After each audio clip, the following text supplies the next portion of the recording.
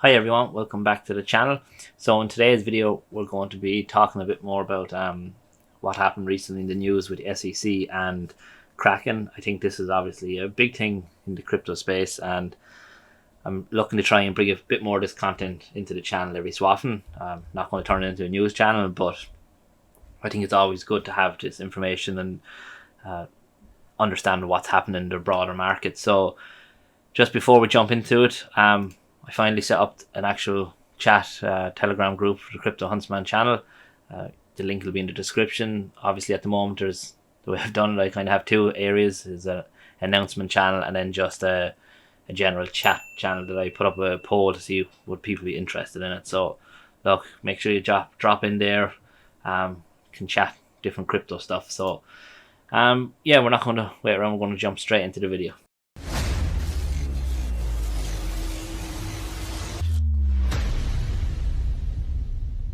You can see Bitcoin pretty much over the last couple of days we've seen a massive drop, and obviously I think myself personally there was a lot of this was down to what happened with the SEC news lately with Kraken. It's a common theme, comes out, markets react to it obviously, and we're dropping down. Areas, I know no trader by any means, so but I would be expecting this area 20,000. 21,000 kind of area to be where we're going to consolidate potentially after the initial pump.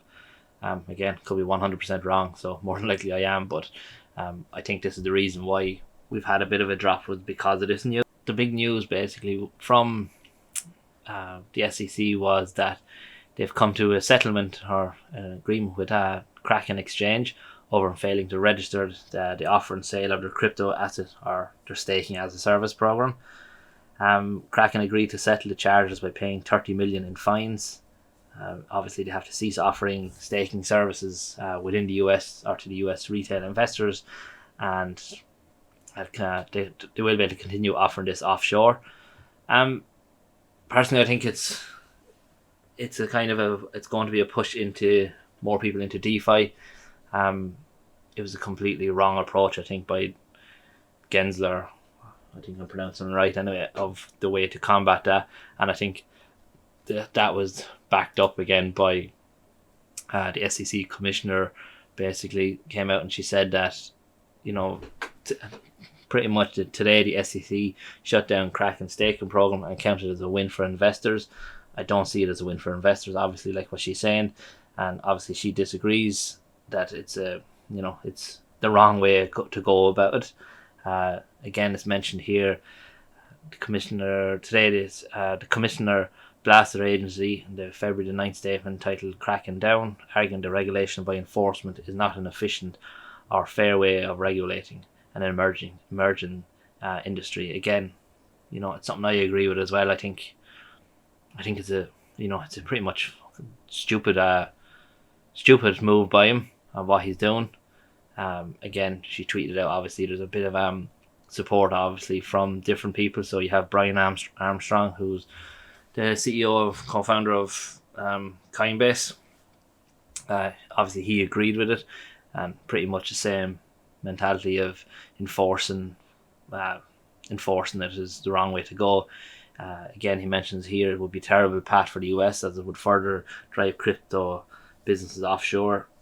I think this is a big thing that's happening. You see with a lot of the exchanges at the moment.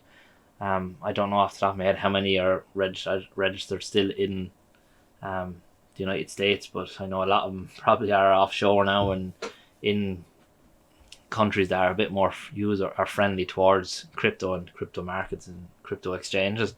And it's pretty much pointless, this approach that they're taking. They're driving it out from their own country in America and driving to other countries that are adopting and will adopt it quicker. So I suppose the next big thing here is I pretty much want to bring your attention to the last few minutes of this now. For any of you that are not aware, Gensler and Sam Bankman-Fried were awfully friendly for a long time, and the impression you're getting from this whole announcement with Kraken and what he's doing, I think it could be mentioned here, it's to help protect the investors and there by no means does he really care about investors, I think.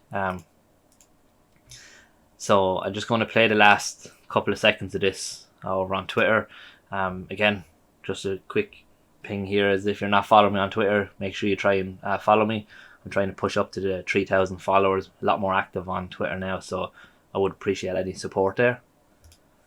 So here I am on this this video from the article. Pay attention to the last sentence. I have it here set, what they're saying. So don't have your hand in the customer's pocket using their funds for your own platform. Pretty much his last line of his sentence there is, for crypto industries or crypto exchanges that don't have your hands in the investors or the customers' pockets basically using it.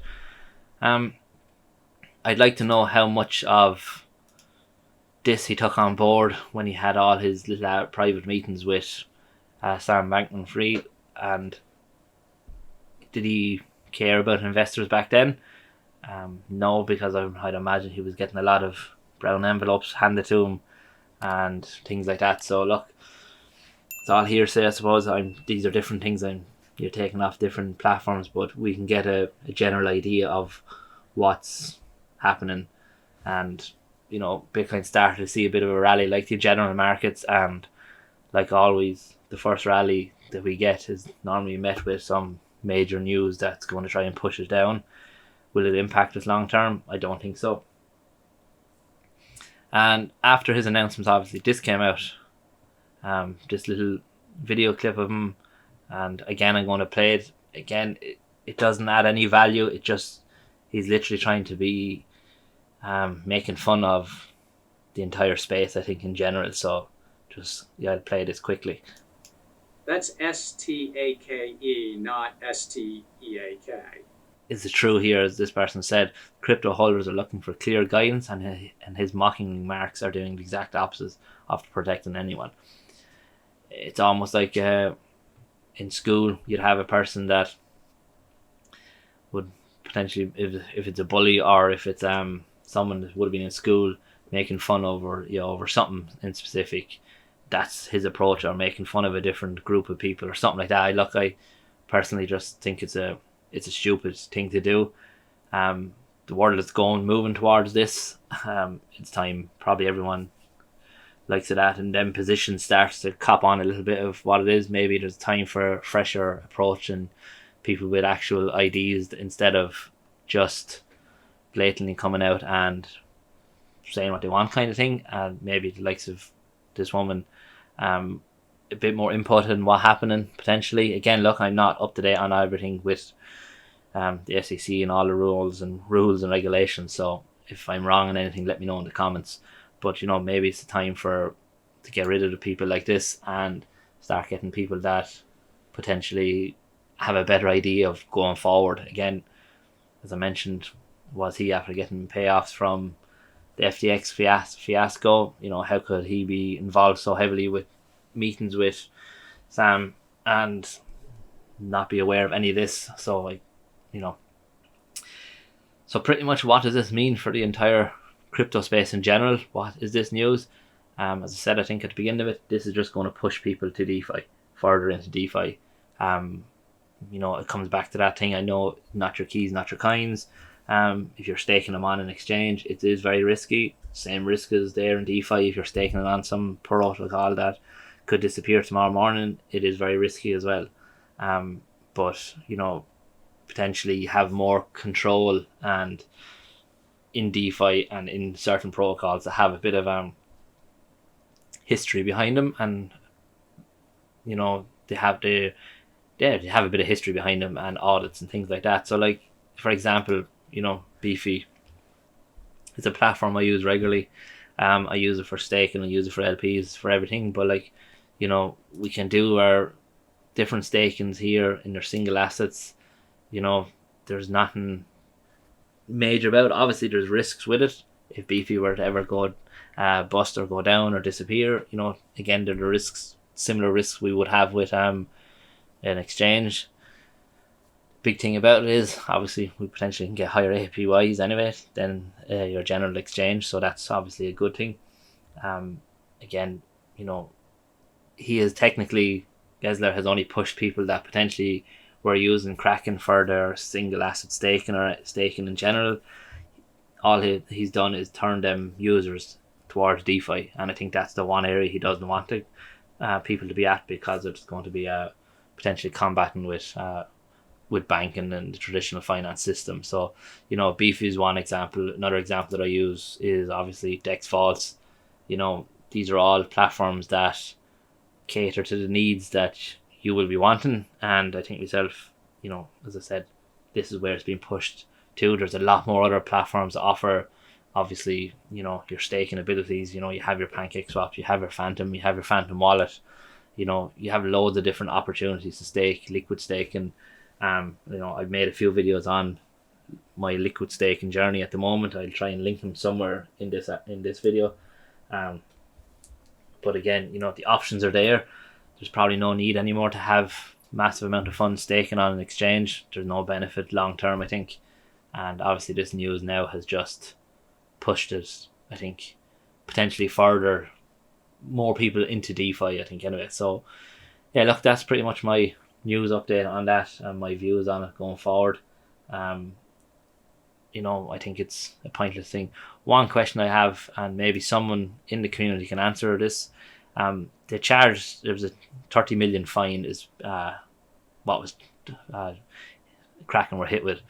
Curious to know what happens to that 30 million. Where does it go? I've read on a few different places it goes to like some sort of special fund for the SEC that they use potentially to reimburse people that lost money if they were involved within something that happened. Obviously with Kraken that's not the case, but I don't know what happens with that money. I'd be curious to know where it goes, how it's used.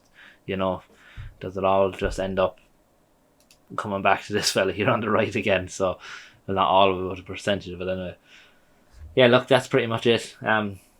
If you like this type of content, let me know in the comments. I'll try and do it every, maybe once a week or something like that, just to give a general recap.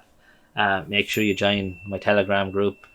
Let me know any different things you're maybe wanting me to look at, different projects to look into, and things like that. Don't forget to like and subscribe, obviously, that good stuff.